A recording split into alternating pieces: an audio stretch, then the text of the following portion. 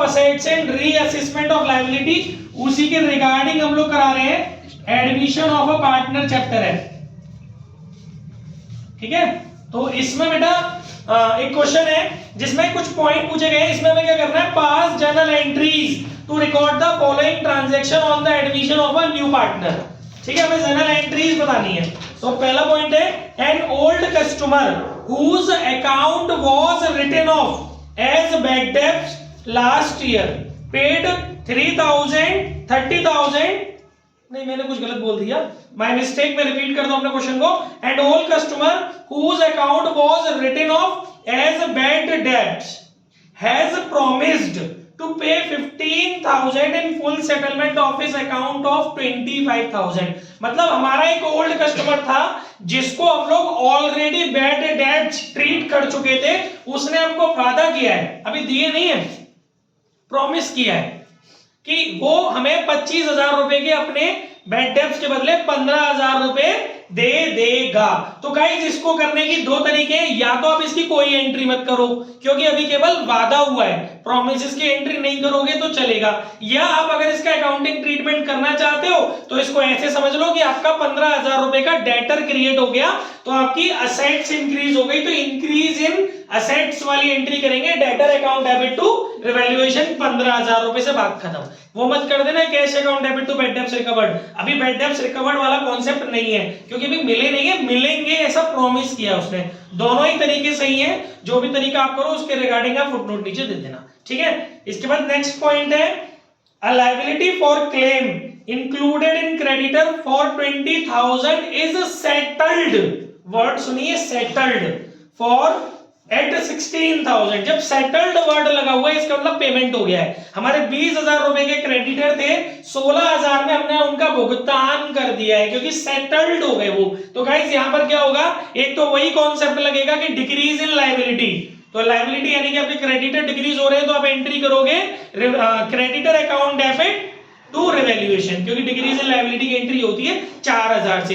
इसके अलावा आप एक एंट्री और करोगे, क्रेडिटर को सेटल करने की एंट्री करोगे आप creditor account debit to bank account 16,000 से, बात खत्म, ठीक है, समझ में आ गया। एक 4,000 रुपए आपकी लायबिलिटी डिक्रीज हुई है, 20,000 की लायबिलिटी आपने 16,000 में सेटल की है उसकी एंट्री, और एक आपने उसको सेटल किया है उसकी एंट्री। यहाँ पे सेटल्ड वर्ड है ना, अगर नहीं ऐसा वर्ड लिखा हुआ होता तो आप केवल डिक्रीज इन लायबिलिटी की बात करते, लेकिन इसमें आपने पेमेंट भी किया है, उसको भी आपको करके दिखाना पड़ेगा एंट्री।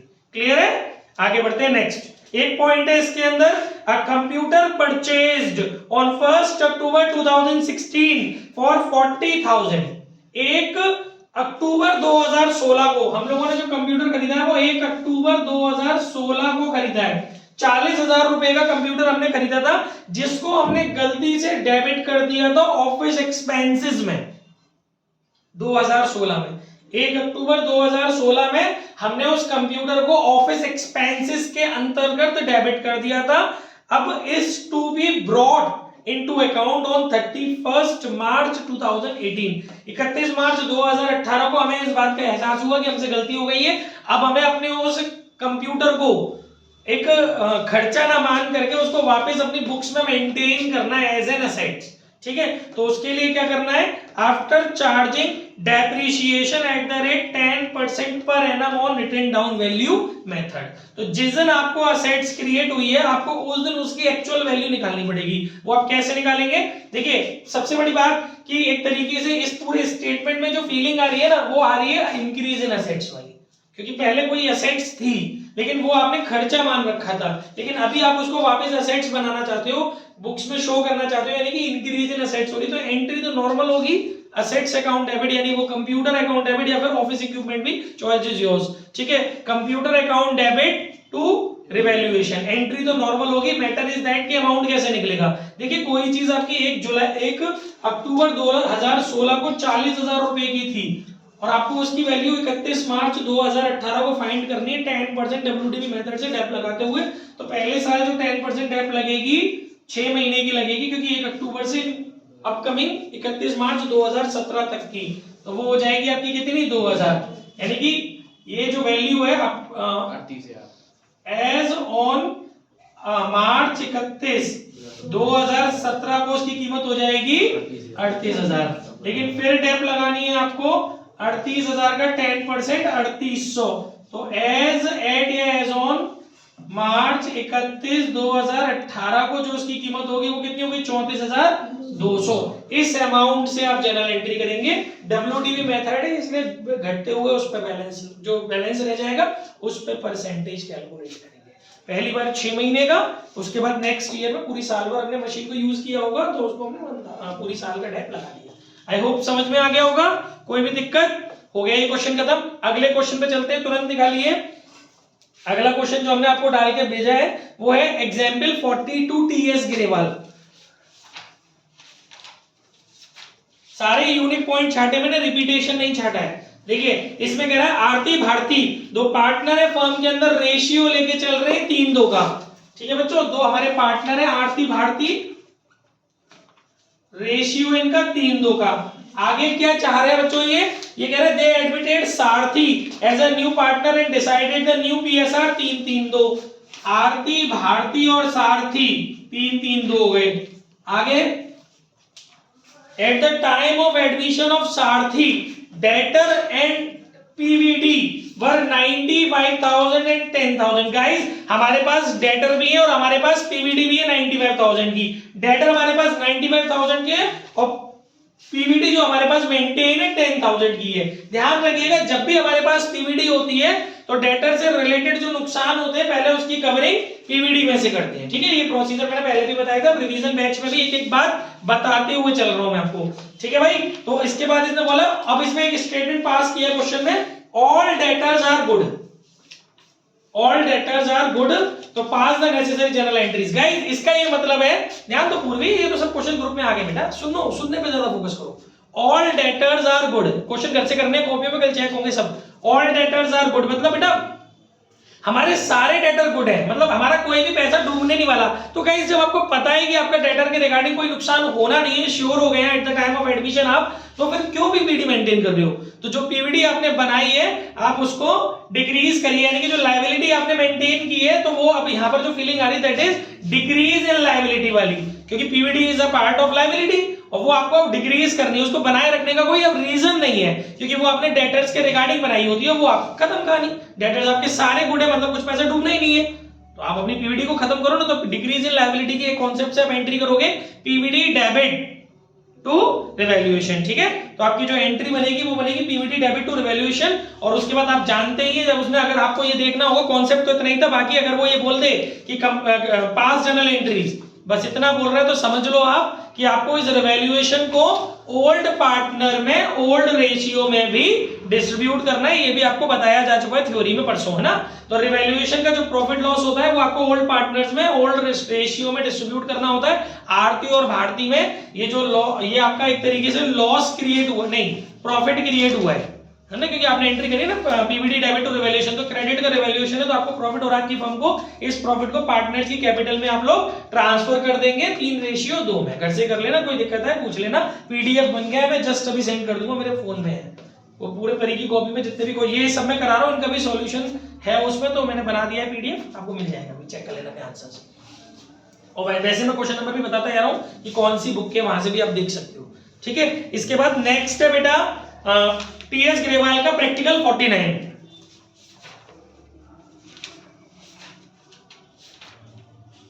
इसमें क्या बोल रहा है भाई, Ashok and Bhaskar are partner in a firm sharing profit in the ratio 3:2। दो पार्टनर है, रेशियो दिया हुआ, they admitted Chaman as a partner for 1/4 share of profit. नए वाले पार्टनर का प्रॉफिट शेयर दिया हुआ है at the time of admission of Chaman. आगे इसने बोला है sundry debtors and PVD 76,000 and 8,000। ठीक है, थोड़ा सा समझ लेते हैं। डेटर्स अपने को दिए हुए गाइस 76,000 के और पीवीडी अपने पास मेंटेन है 8,000 की। आगे इसने बोला है 6,000 of the debtors proved bad, मतलब 6,000 रुपए का हमारा बैड डेब्ट्स हो गया।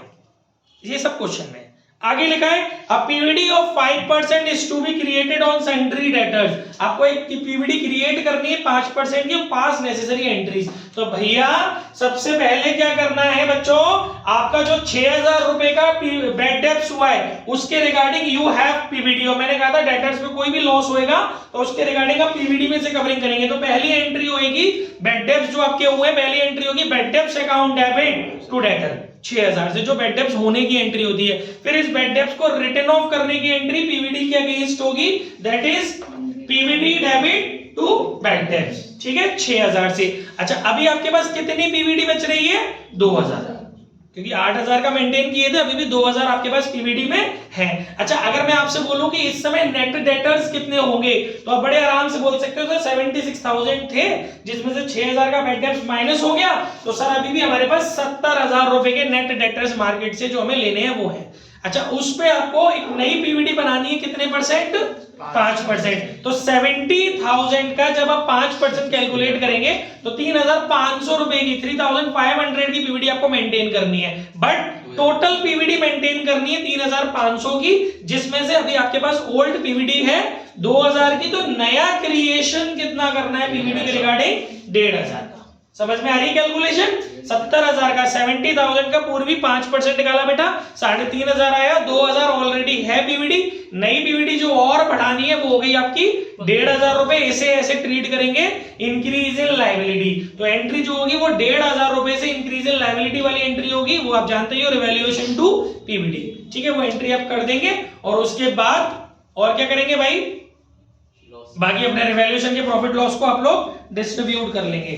ठीक है, इसमें आंसर में दी हुई एंट्री, एक डेटर की एंट्री करिए, एक पीवीडी को बैड डेब्ट्स को पीवीडी से रिटर्न ऑफ करने की करिए, और तीसरी जो लायबिलिटीज इंक्रीज हुई है रिवैल्यूएशन से उसको वो कर लिया, कवर कर लिया। ठीक है, और फिर रिवैल्यूएशन में जो भी ओवरऑल प्रॉफिट लॉस आ रहा है उसको पार्टनर्स में डिस्ट्रीब्यूट कर दिया, ओल्ड पार्टनर्स में ओल्ड रेशियो में। कोई दिक्कत मन में, कोई दुविधा, आगे बढ़ू। ठीक है, नेक्स्ट क्वेश्चन है अपने पास प्रैक्टिकल 50 डीके का 50वें नंबर का क्वेश्चन। इसी के साथ रिवैल्यूएशन खत्म हो जाएगा, नेक्स्ट टॉपिक पे चलेंगे। मैंने थोड़ा ओरली हिंट दे दिया ताकि आपको घर पे जाके करने में दिक्कत नहीं आए। प्रैक्टिकल 50 डीके में भी अपन को केवल 3 पॉइंट देखने हैं, पॉइंट नंबर 4, 5 और 6। पूरे नहीं देखने हैं क्योंकि एक जैसी चीजें तो फिर असाइनमेंट में दे देंगे, बाकी टेस्ट सीरीज में लेंगे। 4, 5, 6 प्रैक्टिकल 4, प्रैक्टिकल 5 तैयारी करते रहना। कुछ भी हो सकता है, मैसेज आ सकता है कि आज शाम को टेस्ट है, ऐसा कोई भी मैसेज आएगा, you will not be able to object me, ये ध्यान रखिएगा। मैं पहले से बोल के चल रहा हूं, अब आपको बताया नहीं जाएगा टेस्ट कब है, एक दिन पहले बताया जाएगा। चैप्टर्स अभी आपके 2 पेंडिंग, 2 अनाउंस्ड हैं, इसलिए उन्हीं 2 में से होगा गुडविल और फंडामेंटल। ठीक है, तो अपनी तैयारी पूरी रखिएगा। 4th, 5th और 6th। बेटा 4th पॉइंट कह रहा है एक डेटर की एक और नया तरीका देख लो। डेटर में क्या है, sundry debtors appeared in the books rupees 1,50,000। हमारे पास 1.5 लाख रुपए के डेटर हैं, दे आर एस्टिमेटेड, देखो वर्ड्स देखना, they are estimated to produce not more than 1,30,000। अब कितना प्यार, मालूम है ये है तो बहुत इजी, सॉल्यूशन तो नहीं आया ग्रुप में, आ गया होगा सॉल्यूशन, नजरें पहुंच गई होगी बच्चों की, पर ये क्या चीज है बेटा, मतलब 20,000 रुपए का बेड डेब्ट्स हो गया, अभी हुए नहीं, अभी डाउट में। यस, देखो अगर सेटल्ड या कोई ऐसा परमानेंसी वाला वर्ड लगा होता, वहां एक वर्ड यूज हो रहा है एस्टिमेटेड, यानी बेड डेब्ट्स तो वो होते हैं जो श्योर लॉस हो चुका होता है डेटर पर। अभी आपको ऐसी उम्मीद है कि डेटर की मार्केट में जो कीमत रहेगी, मतलब डेटर जो आप मार्केट में अपना पैसा ज्यादा से ज्यादा जो वसूल पाओगे वो 1,30,000 वसूल पाओगे 1.5 लाख में से, लेकिन ये श्योर नहीं है, तो इसका मतलब अभी हमारा डाउटफुल है, तो आपको प्रोविजन क्रिएट करना पड़ेगा 20,000 का। तो this situation is called increase in liability. 20,000 रुपए का आपका एक प्रोविजन क्रिएट हो गया, तो उसकी यानी कि ये डेटर नहीं है, मतलब ये बेड डेब्ट्स नहीं है, इसलिए जल्दबाजी में बेड डेब्ट्स वाली एंट्री मत कर देना, ये बेड डेब्ट्स वाली एंट्री नहीं होगी, इसमें क्रिएट लायबिलिटी वाली एंट्री होगी, create provision as a liability 20,000। ठीक है, क्योंकि आपको अपने डेटर्स के रिगार्डिंग करना पड़ेगा ना, क्योंकि मार्केट वैल्यू पे लाना पड़ेगा, तो उसके रिगार्डिंग आपको एक असेट वो लायबिलिटी क्रिएट करनी पड़ेगी। तो वो 20,000 रुपए की लायबिलिटी आप क्रिएट करेंगे, उसकी एंट्री आप जानते ही हो, सब लोग 20,000 रुपए की लायबिलिटी क्रिएट करने के लिए पीवीडी के रूप में। इसके बाद नेक्स्ट पॉइंट है पॉइंट नंबर, बस एक ही एंट्री अभी इसमें, नेक्स्ट पॉइंट है पॉइंट नंबर 5। पॉइंट नंबर 5 में क्या कह रहा है? अ बिल ऑफ एक्सचेंज, नहीं sorry, creditor include an amount of 10,000 received as commission. देखिए कमीशन के रूप में आपको पैसे मिले, आपने गलती से उसको क्रेडिटर लिस्ट में डाल दिया, तो ये तो गलत कर दिया ना आपने। तो यानी कि आपने क्रेडिटर लिस्ट अननेसेसरी इंक्रीज कर लिए। तो जब आप अपनी क्रेडिटर लिस्ट को डिक्रीज करेंगे तो क्या मतलब होगा उसका कि आपको डिक्रीज इन लायबिलिटी वाली जर्नल एंट्री करनी है, बिल्कुल नॉर्मली सब जानते हो करना, क्रेडिटर टू रिवैल्यूएशन। ठीक है, कहीं कमीशन को देख करके आप कंफ्यूज ना हो जाए, इसलिए मैंने पॉइंट डाला, आपके कंफ्यूजन्स ना रहे बस। पहले जो मैंने आपको पूरे क्वेश्चंस कराए थे शायद डिसोल्यूशन से कराए हैं, रिटायरमेंट तक आपके पास क्वेश्चंस थे, भले ही फोन में थे बट रिटायरमेंट तक, जहां तक मुझे लग रहा है रिटायरमेंट तक थे। डेथ भी आ रही थी आपके कोर्स में, डेथ के भी क्वेश्चंस मैंने दिए थे कि पूरे कराए थे, किसी को याद है? फोन में मतलब पूरे नहीं कराए थे, बीच बीच में से कराए थे ना, दोनों में से मिला के मेरे को लग रहा है डेथ तक थे। लास्ट जो चैप्टर डिसोल्यूशन का था, तो इस बार डिसोल्यूशन पर मैं आपको फोन में दे दूंगा। अब तो क्रैश कोर्स वाले क्वेश्चन उसमें दे ही रहा हूं, सारा कॉन्सेप्ट के पॉइंट ऑफ व्यू से दे दूंगा सारे क्वेश्चंस डिसोल्यूशन के। मतलब आपको सारे रिवीजन में नहीं करने हैं, उसी तरीके से चलेंगे जैसा पैटर्न चलता आ रहा है, बस आपके पास क्वेश्चंस नहीं थे, वो आपको डीके टीएस और एनसीईआरटी के मिल जाएंगे साथ से।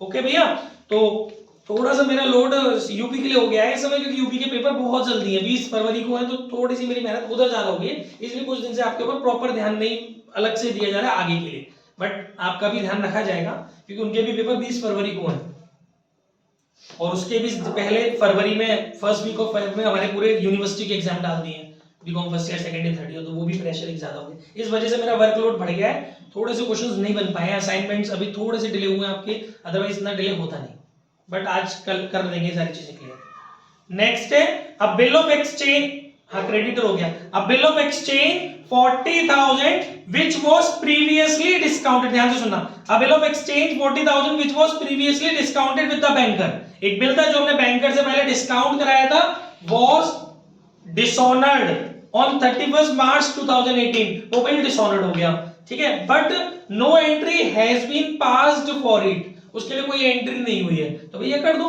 देखो जब किसी चीज की, देखो किसी चीज की एंट्री अभी तक आपने पास नहीं की होती है तो उसके लिए रिवैल्यूएशन बाजी मत करनी, या तो इसकी फिर 2 एंट्री करो, ऐसा था ना ये बुक में 2 तरीके से कॉन्सेप्ट था, या तो आप इसकी 2 एंट्री करो। देखो आप इस पहले इसमें ये समझो कौन कौन से 2 अकाउंट रिफ्लेक्ट हो रहे हैं, जब आपका बिल डिसऑनर्ड होता है गाइस, एक तो आपका डेटर्स इंक्रीज हो जाता है, क्योंकि आपको उससे पैसे लेने पड़ेंगे ना, जिस बंदे ने आपको बिल थमा दिया था अब आपको वापस पैसे लेने पड़ेंगे, एक तो वो आपका डेटर क्रिएट हो जाता है, और दूसरा आपका बैंक की तरफ लायबिलिटी क्रिएट हो जाती है, या इन अदर वर्ड आप कह सकते हो आपके बैंक में से बैलेंस डिडक्ट हो जाता है, तो आपकी एसेट्स डिक्रीज हो जाती है। तो या तो आप इसकी कंबाइंड एंट्री कर लो कि debtor account debit to bank account, या फिर 2 अलग अलग एंट्री कर लो, इंक्रीज इन डेटर की कर लो, उसकी हो जाएगी डेटर टू रिवैल्यूएशन, और दूसरी फिर डिक्रीज इन एसेट्स की कर लो, revaluation debit to bank, conclusion वही निकलेगा, क्योंकि एट लास्ट आपको करना क्या होता है, रिवैल्यूएशन अकाउंट को क्लोज करना होता है, तो वो कट जाना ही है, तो बैलेंस उतना ही बचेगा रिवैल्यूएशन अकाउंट पे, ठीक है। दोनों बुकों में इसके दोनों तरीके अलग अलग हैं, इसलिए मैंने आपको दोनों ओरली बता दिए, वो आपकी अपनी मर्जी है कि आपको क्या करना है, एक एंट्री भी कर सकते हो और दोनों एंट्री भी कर सकते हो, ठीक है भाई। ये आपका खत्म हो गया, यहीं तक था, साथ आपका revaluation of assets and reassessment of liabilities का। अब बढ़ते हैं नेक्स्ट टॉपिक की तरफ, जो कि है distribution of reserves, accumulated profit and losses. बहुत सिलेक्टेड शीट है, पॉज मारो। ओके भैया, नेक्स्ट टॉपिक है हमारा accounting of reserve and accumulated profit and losses. Group में आ गया होगा, उसमें जो मैंने लाइन अंडरलाइन की है सिर्फ वही पढ़नी है, इसीलिए मैं क्रैश कोर्स में ये फोटोज भेज रहा होता हूं बार बार। ग्रुप में भेज दिया तो ये फोटोग्राफ आई है, तो इसका भैया का फर्क है, तो भैया का खेल है, तो ठीक है। तो देखिए बस बात है, प्लीज कीप क्वाइट, वो सब रिकॉर्ड हो रहा है उसमें। तो बेटा टू द पॉइंट बात करते हैं इसके अंदर। Case 1, when free reserves and accumulated profit and losses are to be transferred to capital account। ये चीज मैंने आपको वहां भी पढ़ाई थी ना, चेंज इन पीएसआर में 2 केस होते हैं, अभी पढ़ाई थी कुछ दिन पहले। 2 केस होते हैं कि जब आपको अपने रिजर्व एंड प्रॉफिट्स वगैरह को कैपिटल अकाउंट में ट्रांसफर करना है, तो वही हेडिंग है। इसमें केवल एक लाइन मुझे बतानी है सबसे पहले, it must be transferred to the old partners capital account in their old profit sharing ratio. यानी यहां पर क्या कॉन्सेप्ट है, चेंज इन पीएसआर से अलग थोड़ा सा यहाँ पर क्या कॉन्सेप्ट है कि एडमिशन ऑफ अ पार्टनर के टाइम पर रिजर्व वगैरह की जो अकाउंटिंग होती है, रिजर्व एक्यूमुलेटेड प्रॉफिट और एक्यूमुलेटेड लॉसेस की जो अकाउंटिंग ट्रीटमेंट होती है वो ये होती है कि अगर आप उसको अपने कैपिटल अकाउंट में ट्रांसफर करने का सोचे हुए हो तो उस कंडीशन में आपको इन सभी को जो बैलेंस शीट में आपको reserves, accumulated profits, accumulated loss दिए हुए हैं, इनको ओल्ड पार्टनर के कैपिटल अकाउंट में ट्रांसफर करना है, नए वाले के में नहीं करना, ओल्ड रेशियो में डिस्ट्रीब्यूट करना है इनको। ठीक है, मैंने लिख भी दिया है आगे, the new partner is not entitled to any share of such reserve और प्रॉफिट। बस इतना ही, क्योंकि आगे का जो कॉन्सेप्ट है वो थ्योरेटिकल पॉइंट ऑफ व्यू से और हमें न्यूमेरिकल पॉइंट ऑफ व्यू से ज्यादा जाना है। ठीक है, तो इसको आपको नए वाले को नहीं देना। बाकी इसकी दो जर्नल एंट्रीज है वो आपके सामने देख सकते हैं आप। For distributing reserve and accumulated profits among old partner in old ratio, entry will be general reserve debit, reserve fund debit, profit and loss debit to old partners capital और current account. ठीक है, और दूसरी entry है for distributing accumulated losses among old partners in old ratio, entry will be old partners capital और current account debit to debit balance of PNL, advertisement, suspense, deferred revenue, expenditure. ये सब चीजें आपके लिए क्या रहेंगी, ये आपके एक्यूमुलेटेड लॉसेस का डिस्ट्रीब्यूशन हो गया, ऊपर आपने रिजर्व्स एंड एक्यूमुलेटेड प्रॉफिट का डिस्ट्रीब्यूशन सीख लिया। आई होप समझ में आ गया होगा। नेक्स्ट टॉपिक है आपका workman compensation reserve. Workman compensation reserve में आपको जाना है तो पूरा ट्रीटमेंट वही है, मैं वापस नहीं पढ़ा रहा हूं, मैंने समझाया था अभी कुछ दिन पहले, वीडियोस भी डली है, जिसको रिवीजन करना हो वो वीडियो से कर लेगा ना, इसीलिए हम लोग उसको रिकॉर्ड भी कर रहे हैं। नेक्स्ट टॉपिक है investment fluctuation reserve. Same treatment है, क्योंकि रिजर्व वर्ड है तो ट्रीटमेंट ऊपर आ गया, अब उसकी कैलकुलेशन और उसके रिगार्डिंग क्लेम्स वगैरह और वो सब चीजें, उसका पीछे ट्रीटमेंट हम एग्जैक्ट पढ़ चुके हैं। आईएफएफ पढ़ लिया था हमने, उसमें था ना चेंज इन पीएसआर में आईएफएफ के क्वेश्चंस भी थे। ठीक है, तो ये भी हो गया। इसके बाद नेक्स्ट आगे बढ़ते हैं अगली शीट की तरफ। काम की चीजें कर रहे हैं, टाइम ना बिगड़े, टू द पॉइंट सारी चीजें कवर हो जाए। इसमें देखिए अब केस सेकंड केस में क्या है, when reserve and accumulated profit and losses are not to be transferred to the capital account, या फिर इसको दूसरे तरीके से कैसे बोला जाता है, और adjustment of reserve, accumulated profit and losses through partners capital account. ये भी मैंने आपको उस दिन बताया था कि पार्टनर कैपिटल अकाउंट के थ्रू, देखो पार्टनर कैपिटल अकाउंट में ट्रांसफर करना एक अलग चीज है, पार्टनर कैपिटल अकाउंट के थ्रू इसका एडजस्टमेंट दिखाना ये एक अलग चीज है ना।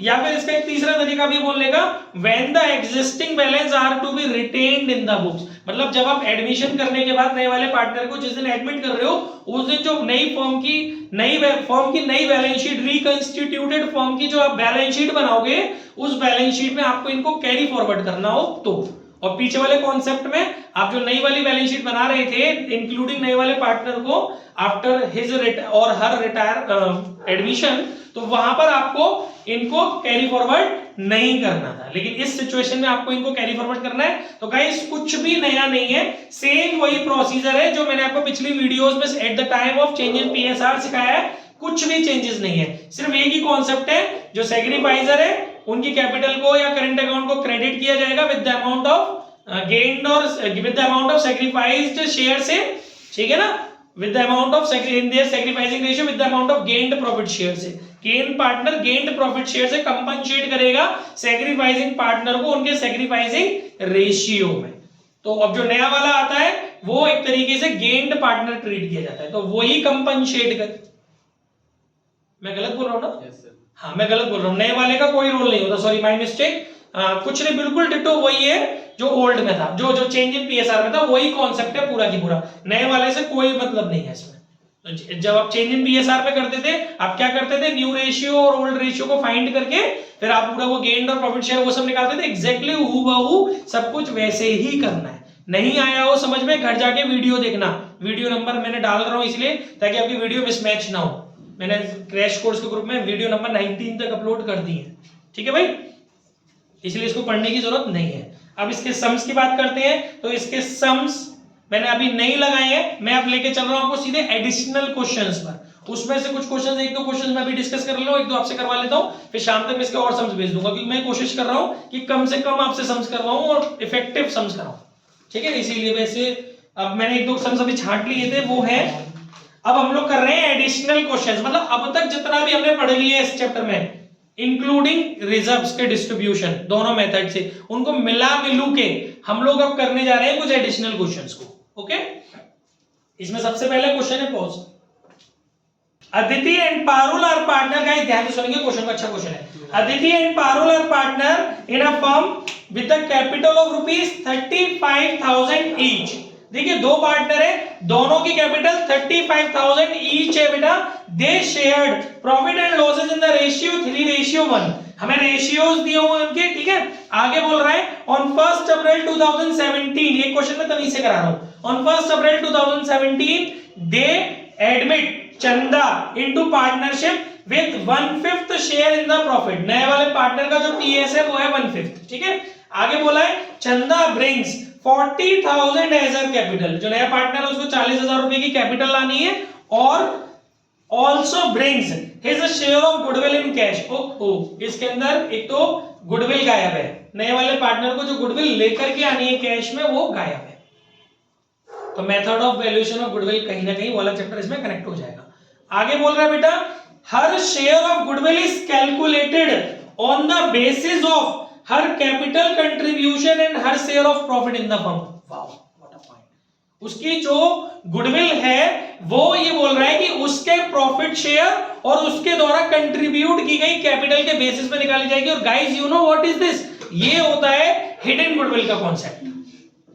तो यहां से आपका हिडन गुडविल एडिशनल क्वेश्चंस को इसीलिए करवाने का बेनिफिट है कि कई सारी चीजें मिक्स होकर के एक जगह आती हैं। जिन बच्चों ने अभी तक ढंग से नहीं करा होता तो उनको प्रैक्टिस बन जाती है। तो यहां पर इस क्वेश्चन के अंदर हिडन गुडविल देखिए, इस क्वेश्चन के अंदर हमें कौन कौन से कॉन्सेप्ट अभी तक देखने को मिल गया जितना हमने पढ़ा है। हिडन गुडविल मिल गया, नए पार्टनर का जो कैपिटल लेके आता है उसकी एंट्री वाला कॉन्सेप्ट मिल गया, नए पार्टनर को गुडविल लेके आनी है उसका कॉन्सेप्ट मिल गया, उसको कैसे उसकी क्या एंट्री करते हैं और फिर उसको डिस्ट्रीब्यूट, गुडविल लाने की एंट्री और फिर उनको सैक्रिफाइसिंग पार्टनर में डिस्ट्रीब्यूट करने की एंट्री। यहां तक हमको चीजें समझ में आ गई, ठीक है। आगे बोल रहा है at the time of Chanda's admission, जब चंदा ने एडमिशन लिया बेटा, the firm had a workman compensation reserve of 60,000 against which there was a claim of 20,000। ये वाला कॉन्सेप्ट भी इसके अंदर लग गया कि जो वर्कमैन कंपनसेशन रिजर्व है उसको आपको उसकी पूरा अकाउंटिंग ट्रीटमेंट आपको करना पड़ेगा। पहले क्लेम के रिगार्डिंग एंट्री करनी पड़ेगी और फिर उसको एडजस्ट करना पड़ेगा, मतलब बचे हुए रिजर्व को आपको ओल्ड पार्टनर्स में डिस्ट्रीब्यूट करना पड़ेगा। वो वाली एंट्रीज आ गई इसके अंदर।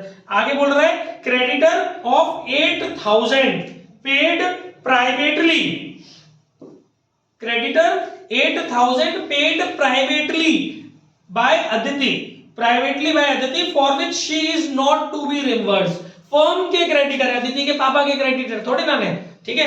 फर्म के क्रेडिटर है और वो क्रेडिटर बेटा, वो क्रेडिटर अब अदिति प्राइवेट में पेड कर रही है। फर्म अदिति को रिम्बर्स का मतलब समझते हो ना, जैसे अभी आप दे दो बाद में आके मुझसे ले लेना। ऐसे मम्मी पापा कहते थे ना अभी तेरी गुल्लक भर गई होंगी तू दे दे अपने पास से, बाद में ले लियो।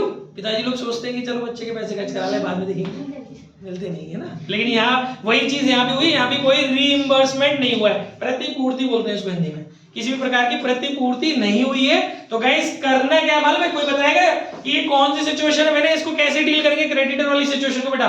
क्रेडिटर टू रिवैल्यूएशन, क्यों मतलब क्या डिक्रीज इन क्रेडिटर के पॉइंट ऑफ व्यू से, ठीक है। यहां पर जो एंट्री इस कॉन्सेप्ट की होगी वो होगी creditor account debit to revaluation account. क्यों? क्योंकि यहां पर हमारा डिक्रीज हो गया क्रेडिटर आपको, क्योंकि फर्म के पॉइंट ऑफ व्यू से सोचो, अदिति ने प्राइवेटली पे कर दिया। अच्छा बाई चांस अगर यहीं पर ये वाला कॉन्सेप्ट होता कि अदिति पे कर रही है और जिसके लिए उसकी कैपिटल को क्रेडिट किया जा रहा है, तो एंट्री क्या होती?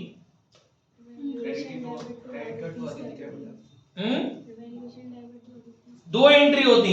पहली होती creditor account debit to Aditi, Aditi नहीं क्या कर रही, पहली होती creditor account debit to revaluation. भैया देखो अदिति क्रेडिटर का पेमेंट कर रही है, अभी मैंने आपको कराया नहीं था, ऐसे कंफ्यूज क्यों हो रहे हो भैया? अभी 3 दिन पहले उसमें तो शायद इसी चैप्टर में मैंने समझाया था आपको, परसों जो क्वेश्चन कराया था 52 नंबर का, उसमें क्या था कि पहले पार्टनर उसके वैल्यू लगा रहे हैं, नई वाली वैल्यू लगा रहे हैं मार्केट से, फिर उसके कोई पार्टनर उसको लेके जा रहा है, वो असेट्स के रिगार्डिंग था। तो वही कॉन्सेप्ट लायबिलिटी के रिगार्डिंग आ गया, इसमें नहीं है क्वेश्चन में। मैं एक अलग से बात पूछ रहा हूं कि हमारी फर्म के क्रेडिटर है, पार्टनर प्राइवेटली पे कर रहे हैं और उसको रिम्बर्समेंट फर्म से मिलेगा, तो उसकी एंट्री क्या होगी? पहले आपको ये देखना पड़ेगा कि क्रेडिटर फर्म में से खत्म हो रहे हैं तो डिक्रीज हो रहे हैं, उसकी एंट्री करोगे आप creditor account debit to revaluation, और फिर उसका जो रिम्बर्समेंट है वो फर्म से मिल रहा है अदिति की कैपिटल के माध्यम से, तो उसकी एंट्री क्या करोगे, अदिति की कैपिटल क्रेडिट हो जाएगी, फर्म देगी, और रिवैल्यूएशन डेबिट हो जाएगा। या तो कंबाइन करके कर दो दोनों एंट्रियों को, या अलग अलग कर सकते हो। Revaluation account debit to Aditi's capital, दो एंट्री होती है अगर ये कॉन्सेप्ट इस तरीके से पूछा होता। फिलहाल यहाँ बेटा एक ही एंट्री होगी, सिर्फ इस पॉइंट ऑफ व्यू से कि फर्म के क्रेडिटर खत्म हो गए, डिक्रीज इन लायबिलिटी हो गया, ठीक है ना। और उसमें दो एंट्री होती है, एक डिक्रीज इन लायबिलिटी की एंट्री होती और एक इंक्रीज इन कैपिटल की एंट्री होती, पर वहां पर टर्म जो चलता वो रिवैल्यूएशन चलता, क्योंकि आपने रिवैल्यूएशन को कनेक्ट कर दिया था उसमें। ओके, और क्या रह गया, There was no change in the value of other assets and liability, कोई चेंज नहीं है इसके अलावा। अब करना क्या है इस क्वेश्चन में, लास्ट में बोला है you are required to on the date of Chanda's admission calculate the goodwill of the firm। एक तो आपको फर्म की गुडविल निकालनी है, पास नेसेसरी एंट्रीज, तो भाई एंट्री आपको सब अपने आप से करनी है, सारी मैंने बता दी। बस मैं आपको ये बता देता हूँ, वो भी ओरली बता रहा हूँ क्योंकि घर से करेंगे आप इस क्वेश्चन को। क्या अभी से तो तभी से करोगे क्वेश्चन, क्या करेंगे भाई इसे घर से, इसमें वो क्या चीज इसमें जो नहीं है वो है बेटा हिडन गुडविल फाइंड आउट करना। तो बच्चों आपको हिडन गुडविल का पैटर्न पता है ना, वो कैलकुलेशन में कर देता हूं, तभी से नहीं पता तो कैलकुलेशन ऑफ हिडन गुडविल, वो भी मैं केवल स्ट्रक्चर लिख रहा हूं, ठीक है। अमाउंट आप घर से भरने के बाद खुद करेंगे। कैलकुलेशन ऑफ हिडन गुडविल कैसे होती थी आप बताएंगे मैम, कैसे होती थी, इसका सॉल्यूशन भी आएगा ग्रुप में, सॉल्यूशन कतई नहीं है ना। हाँ madam, how to calculate hidden goodwill, what step should be consider while calculating hidden goodwill. बहुत बुरी स्थिति है। चेंज इन पीएसआर में था, किसमें था, इसी चैप्टर में था, इसी चैप्टर में था। और छोटे छोटे क्वेश्चन इसीलिए तो कराए थे 100 ग्राम कितने सारे। रुको दीदी एक ही है, गुण अग्रवाल एक ही है, ठीक है, मोहित अग्रवाल भी है भाई, तो हाँ। तनिष्का, थोड़ा छांट तो लूं मैं अपने स्टार्स को, थोड़ा YouTube पे भी जा रही है वाली बात है, कृपया कर पेरेंट्स देखें। तनिष्का, स्कूल का नाम नहीं लेंगे लेकिन बच्चों का नाम जरूर लेंगे। तनिष्का मुखरिया, नहीं पता। नेक्स्ट, अर्यांशी सिंह, नहीं पता। हम स्कूल का नाम नहीं ले रहे हैं पर बच्चे बहुत बढ़िया हमारे यहाँ के। नेक्स्ट, सुमित, नहीं, तरुण सिंह, नहीं पता। देखिए कितनी बढ़िया हमारा चॉइस ऑफ सिलेक्शन है।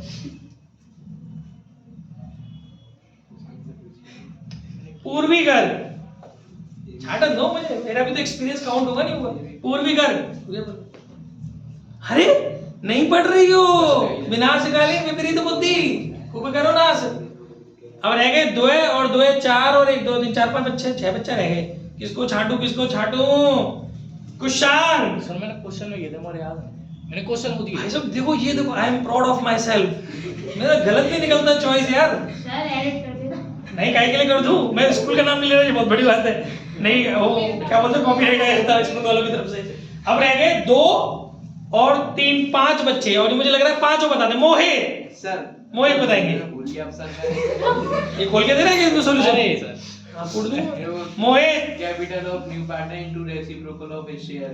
ओके, फिर और this is the first step. फिर दूसरे स्टेप में सारे पार्टनर की कैपिटल जो भी एग्जिस्टिंग है और न्यू पार्टनर की capital plus second step, difference कर दो बस। डिफरेंस करने से क्या आएगा? Hidden goodwill. Is he saying, कोई बोलेगा नहीं प्लीज, क्या गलत हो क्या सही कह रहा है ये नहीं बताना है। Is he saying right or wrong? Half method है सर, मतलब मैंने पहला समझ लिया। He is not saying properly, है ना?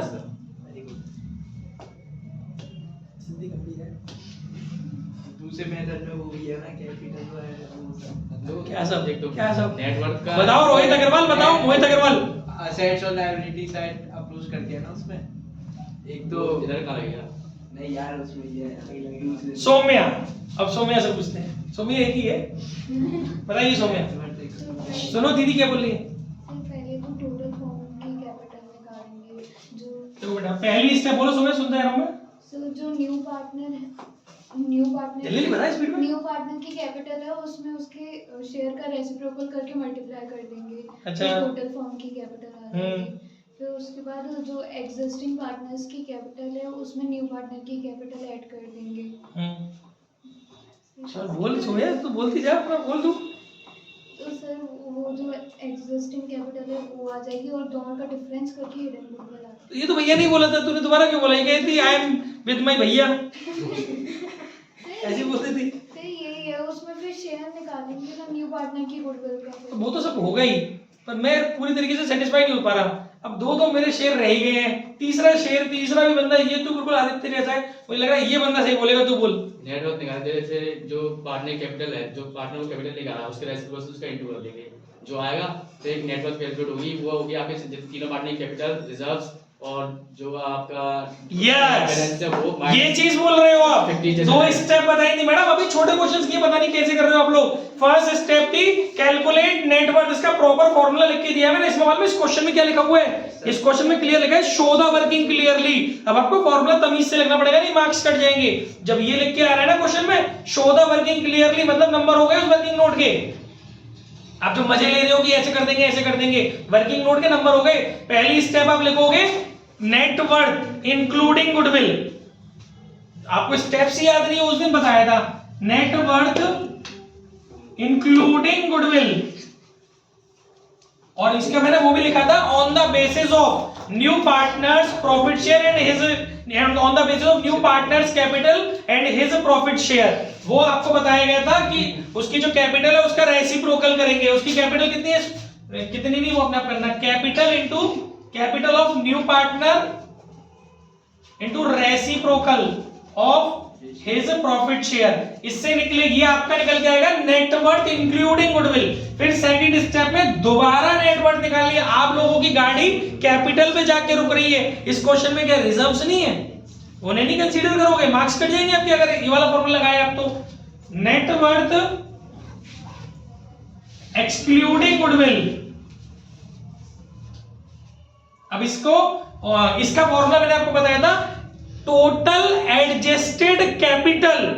वर्ड सुनिए adjusted, total adjusted capital of old partner. अब एडजस्टेड का मतलब ही वो है कि रिजर्व का एडजस्टमेंट हो गया, प्लस न्यू पार्टनर कैपिटल। समझे आप? Total adjusted capital of each old partner, total of ना, प्लस न्यू पार्टनर्स कैपिटल। अब sir how to calculate total adjusted capital? Very easy.